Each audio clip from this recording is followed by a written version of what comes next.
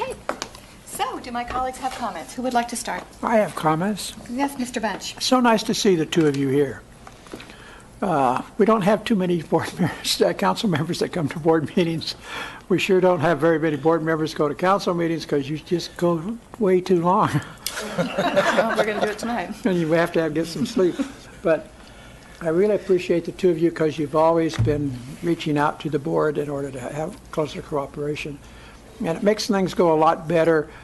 Sometimes people get confused about what our relationship is. I think it's time for us to have a new joint meeting set up so that we can get together and talk about some common concerns. So if you could get the city manager and Dr. Britz to get together and work with the mayor and President Reynolds, then what we can do is come up with an agenda. And we should do that quickly because I think people in this city need to hear us get together and try to work on common problems. That works very well. Mr. Applebaum? Well, Dr. Gordon and of Mayor Gordon and Vice Mayor Frutos, thank you for coming. Now, specifically, Dr. Gordon, a few years ago, you were not my most favorite person in the world. As many people know, I was singularly focused on trying to get another bond passed in this community, and you mucked up the works well for us. However, I owe you a debt of gratitude because what the response to that was, in my mind, showed the best of what government can do, and that is to be accountable to the people who pay the bills.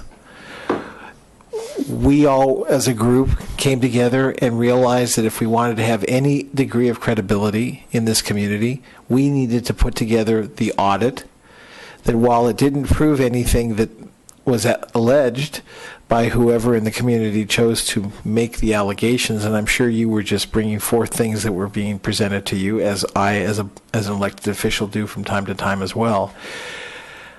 What it did do is have us provide a document that the community could feel good about, that we did spend a lot of money, and that we spent it all in the manner and methods that we said we were going to. And I believe from the bottom of my heart that this community responded with a positive response on Measure S, partly because you raised those issues and we responded in the way that people who want to be accountable respond, which is to try and provide all the documents, all the information, and just let the chips fall where they may.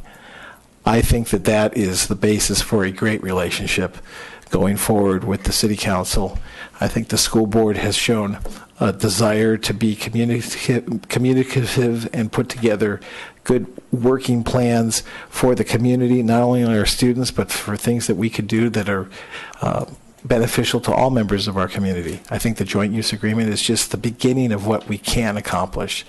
When you talk about workforce and the ability to have a meaningful dialogue about workforce and investing in how we can make our people better, boy, you know, one of our other elected officials who isn't here tonight, Ms. Kutka, if you're around and listening, she was on the Workforce Investment Board for years.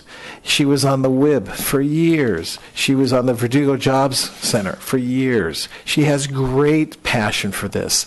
Mr. Bunch is another member of this community that has great passion for career, technical education, vocational training, workforce investment, whatever you want to call it. There's lots of buzzwords and they change every few years.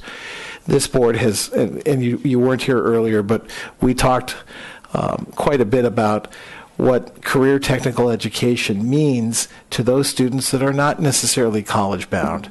And we have all sorts in the community. We have those academically advanced students who aspire to go to MIT or Harvard or UCLA or Oxford.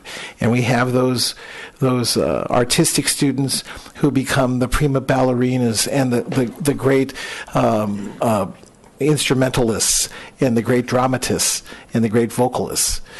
And we have the people in our community that want to be nothing more than or nothing less than the finest carpenter they can be, or the best cabinet maker, or the best graphic artist, or any of a variety of trades that are of, in many cases, things that we haven't even envisioned yet, but will become the trades of the future. We embrace that in this district because we want every child who graduates to be successful. And success is based on what it is that their goals are and what they want to be, not what our self-imposed or district-imposed goals are on them. We want them to be successful so that they can be proud of themselves. And we try to give them all the tools necessary to be able to do that. So to the degree that we can work together to be able to provide those opportunities to the youth of this town, I am willing to stand shoulder to shoulder with you and Mr. Frutos and your council mates to do that. And I hope that we can have meaningful dialogue, and dialogue that isn't scripted, because I think that the scripted dialogue is not necessarily what allows us to speak from our hearts. And let's come to this and bring together the passion that this community has expected from you and your colleagues, and from myself and my colleagues, and every elected official, and that is to do what's very best for Burbank, and to take into consideration the totality of needs of the members of this community. And I know that we can do that. Thank you for coming tonight. Thank you, Mr. Applebaum. Ms. Tabbitt.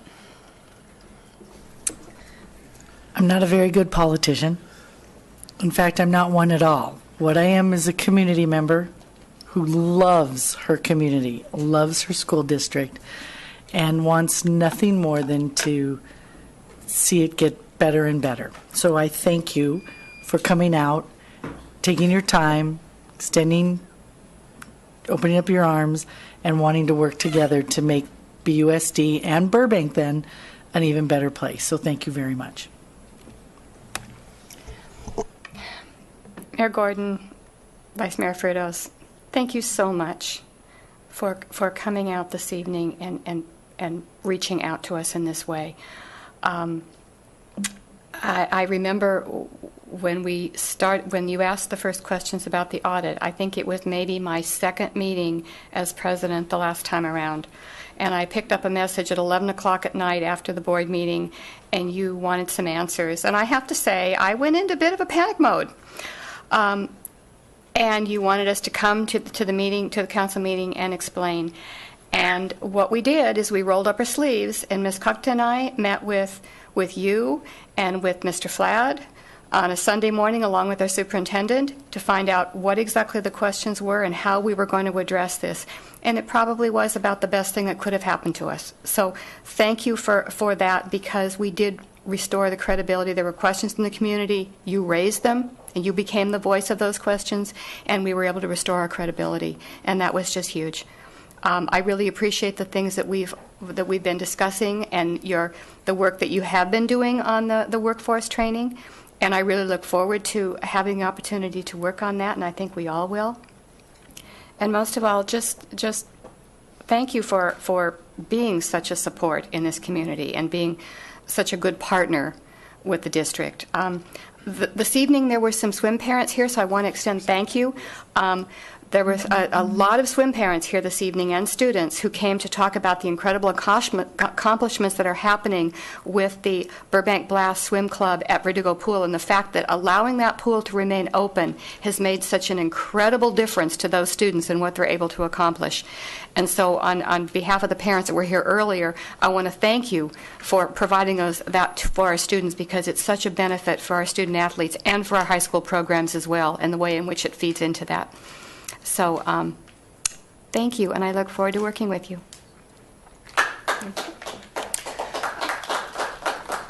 Okay, now we'll get down to the business meeting.